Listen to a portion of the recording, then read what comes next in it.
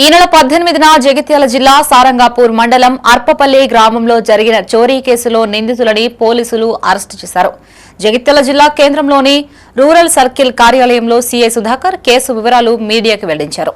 అర్పపల్లి గ్రామంలోని ఓ ఇంట్లోకి చోరీకి పాల్పడ్డ దుండగులు సుమారు తులం బంగారం గొలుసును అపహరించినట్లు తెలిపారు. బాధితుల ఫిర్యాదు మేరకు కేసు నమోదు చేసి దర్యాప్తు చేపట్టిన పోలీసులు రేచపల్లి ఎక్స్ రోడ్డు వద్ద నిందితులని అరెస్టు చేసినట్లు వివరించారు. వారిపై గతంలోనూ బైక్ చోరీకి సంబంధించిన కేసులు ఉన్నట్లు తెలిపారు. నిందితుల నుంచి 6 బైకులని స్వాధీనం చేసుకుని రిమాండ్కు తరలించినట్లు చెప్పారు. ఇందులో మెయిన్ అక్యూజ్ ఆ రోజు దొంగతనానికి వచ్చింది ఎనగందుల పవన్ చందు, తర్వాత A2 వచ్చేసి ఇంజంపల్లి జగదీశ్వర్. వీళ్ళు ఒకరేమో వేములవాడ, ప్రజెంట్ రెసిడెంట్స్ వేములవాడ ఈ పవన్ చందు అంటేనా, కానీ మన దగ్గర గుల్లపేట విలేజ్ జగిత్యాల రూరల్ మండల్ నేటివే, కాకపోతే ఇప్పుడు అక్కడ ఉంటున్నారు.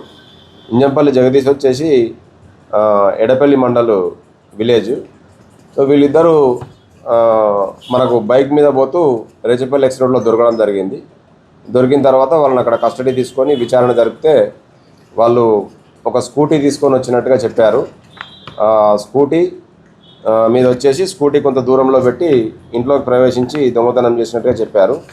ఆ తర్వాత వీళ్ళు తదుపరి చేసిన దొంగతనాలు, వీళ్ళ క్రిమినల్ బ్యాక్గ్రౌండ్ హిస్టరీ అవన్నీ వెరిఫై చేసినప్పుడు మాకు చాలా పాత నేరస్తులు వీళ్ళు అని చెప్పి తెలిసింది. తర్వాత ఈ ఎనగందుల పవన్ చందు మీద మొత్తం 12 కేసులు ఉన్నాయి. ఇంతకుముందు వేములవాడ, సిరిసిల్ల పట్టణాలలో ఒక 12 కేసులు పాత నేరాలు ఉన్నాయి. అదేవిధంగా ఈ జగదీశ్వర్ పైన 4 కేసులు పాత కేసులు ఉన్నాయి. ఇందులో గంజాయి కేసులు ఉన్నాయి, అదేవిధంగా హౌస్ బ్రేకింగ్ కేసులు ఉన్నాయి, తర్వాత బైక్ దొంగతనాల కేసులు కూడా ఉన్నాయి.